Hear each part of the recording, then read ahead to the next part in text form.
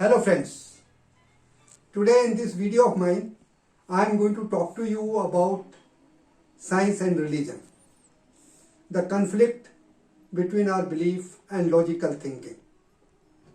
It is said in our holy scriptures that last word on God has already been written, whereas science is an ongoing process. Its last word is yet to be written. Belief begins where science ends. We must trust in the Lord with all our heart and must not lean on our understanding. Where there is a faith, there no proof is required. To one without faith, no explanation is possible. भगवान में विश्वास अंधविश्वास नहीं है. विश्वास का मतलब है कि एक पक्की धारणा कि भगवान सत्य है, ना कि ये उम्मीद करना कि ये सत्य है. Before I start, I would request you like my video, share it and also subscribe to it. तो here I begin. भगवान पे अटूट विश्वास और मनुष्य की अपनी सोच बुद्धि के बीच में एक बहुत ही महीन अंतर है. उसी पर आधारित एक कहानी है. एक शहर में एक नौजवान रहता था. उसके पास एक छोटा सा सुखी परिवार, अच्छा व्यापार तथा आज के जीवन की सब सुविधाएं, कार, बंगला, जायदाद सब मौजूद थी. सब कुछ होने पर भी उसे कुछ कमी का एहसास रहता था. कुछ खटकता था उसके जहन में. वो चाहता था कि इन सब सुविधाओं के साथ साथ उसका नाम और मान भी हो. उसकी पर्वतारोहण में काफ़ी रुचि थी.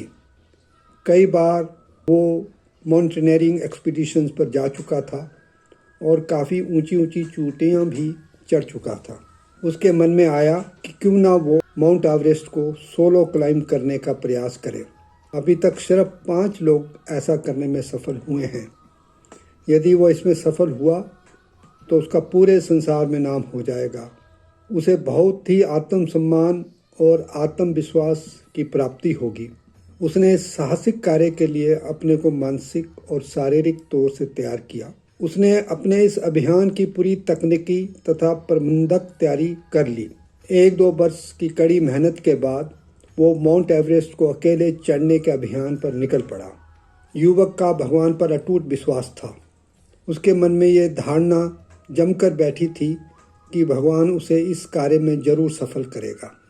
इस क्षेत्र के सभी जानकारों से उसने टिप्स और गाइडेंस ले ली. यह विश्वास और लगन का एक बहुत ही सुंदर नमूना था. उसके इस साहसिक कार्य की काफ़ी चर्चा होने लगी. युवक ने बड़े उत्साह के साथ यह अभियान शुरू किया. बेस कैंप पर पहुंचकर उससे आगे आने वाली चढ़ाई की पूरी तैयारी की. एक पहले से निश्चित दिन को उसने अपना अभियान शुरू कर दिया. भगवान तथा अपनी कुशलता पर उसे पूरा विश्वास था. दोस्तों, पर्वतों पर चढ़ना बहुत जोखिम भरा साहसिक कार्य होता है. हर कदम पे आपकी शारीरिक तथा मानसिक क्षमता की परीक्षा होती है. ऑक्सीजन की कमी, शून्य से भी बहुत नीचे का तापमान, बर्फानी हवाएं और तूफान, दांतेदार चट्टानों की तरह जमी हुई बर्फ, इस तरह से कई जोखिम सामने आते हैं. न जाने कौन सी प्रेरणा इस युवक को प्रेरित कर रही थी चोटी तक पहुंचने की, वो भी नितांत अकेले. किस्मत ने साथ दिया और वो समिट कैंप तक पहुंच गया. अचानक उसका पैर फिसला और शरीर का संतुलन बिगड़ गया. आंख झपकते ही हजारों फुट नीचे चट्टान तथा बर्फ की दीवार पर लुढ़कने लगा. बिजली की गति से मन की एक पुकार निकली, हे प्रभु, मुझे बचा लो. एक चमत्कार हुआ. उसका तेज गति से गिरता हुआ शरीर अचानक थम गया. रस्सी जिससे उसने अपने आप को बांध रखा था वो एकदम से रुक गई और वह उस रस्सी पर झूलने लगा. उसका शरीर बुरी तरह से जख्मी हो गया था. सांसें अटक गई थी. वही जानता था कि उस पर क्या बीत रही थी. ऊपर चट्टानें और नीचे सैकड़ों फीट की खाइयाँ. उसे फिर भगवान की याद आई. अपनी पूरी सत्ता से उसने भगवान को याद किया और धन्यवाद दिया और रोकर पुकारा। अचानक आसमान से आवाज़ आई। युवक ने पूछा, तुम कौन हो? अदृश्य आवाज़ ने कहा कि मैं वही हूँ जिसने तुम्हें अभी बचाया है। युवक ने कहा, प्रभु अब मुझे पूरा बचा लो, मैं लटक रहा हूँ, नीचे गिरने पर मर जाऊँगा। आकाशवाणी ने कहा, बेटा तुम चिंता मत करो, अपनी रस्सी काट लो, तुम बच जाओगे।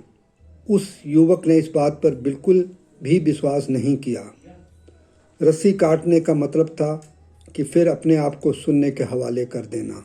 अदृश्य आवाज़ ने फिर कहा, तुम घबराओ मत, विश्वास करो, अभी अभी बचाया है तो आगे भी बचा लूँगा।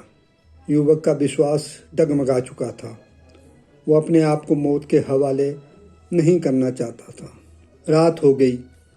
युवक का शरीर रस्सी पर झूलता रहा और अति शून्य तापमान के कारण जम गया।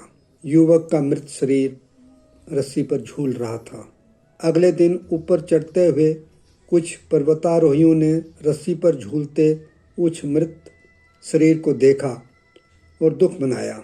झूलते हुए शरीर के कुछ फीट नीचे ही एक समतल जमीन थी, चट्टानों के बीच। Friends, I hope you like this story. I am sure you would certainly like to share it among your friends and also give me your likes. I will also request you to subscribe to my channel and encourage me for further videos. Thank you very much. Jai Hind.